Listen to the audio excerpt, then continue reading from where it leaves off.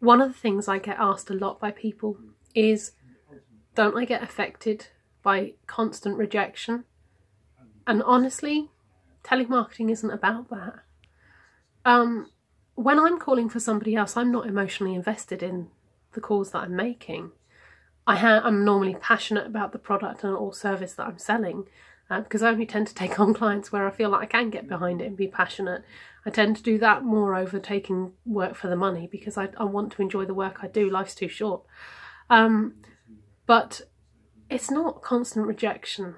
If you're doing the job properly, you're having conversations with people that are totally normal and don't attach to a no. If somebody says no, then if you're having a proper conversation with them and doing telemarketing correctly, you'll find out why it's a no. And it could be a really simple reason. You know, they might have a contract with their brother-in-law that they're really happy with and they can't stop because of the fact their wife's going to hit them. You know, the sort of thing I mean. They're it's not constant rejection. And honestly, in all of my years of doing telemarketing, which is since I left uni when I was 21 and I'm now 38, so 17 years ago, I've only had 3 people. 3, be rude. I've had a couple of people just go, not interested, thanks, and put the phone down. That's normal, and it's like, oh, well, that's fine. But, you know, don't push people. If they're going to be really difficult with you on the phone, you're not going to have a decent conversation. Just don't bother. It sounds really bad because, you know, you're taught. No, it doesn't sound bad. I'm going to correct myself on that one. You're taught to never let anyone say no. But, yeah, in sales, that's true to a degree. Sales guys work on commission. They earn money based on how much they sell.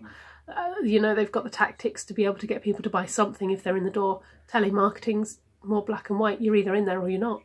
What our role really is to find out what people are looking at. Find out if they're ever going to be interested to talk to you and qualify them out if they're not, and then don't bother calling them, and then focus on the people who are and develop and nurture that sales pipeline, and that's how to get the leads. So it's very much about being yourself on the phone, but also just having a conversation with people. That's all telemarketing is the art of having a good conversation to just find out what's going on and whether they're going to be interested in what you offer. It's not magic. We get magical results for people, but the actual thing that we're doing is having conversations with people on the phone. And it's something that a lot of people aren't comfortable with because they don't have that face-to-face interaction, and that's fine. I like talking to people on the phone. I like talking to people face-to-face too. But if you need help, get in touch. You know, we will always make sure that our campaign's tailored to whatever you need. And we don't give you a sledgehammer to crack a nut. We work on an individual basis with sort of one-man bands for a couple of hours a month, right up to companies where we're doing 15, 20 days a month. So because of the fact I've got this really good team of freelancers working with me, we've got quite a broad spectrum of skills, and so we can usually help. But also, if you want to improve your skills on the phone, to have conversation, I'm doing training too, and that's on a one-to-one basis.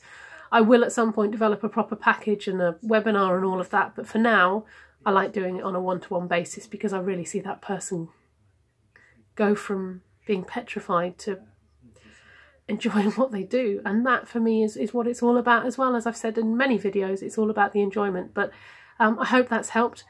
Get in touch if you need anything. 0800 009 6250. Bye.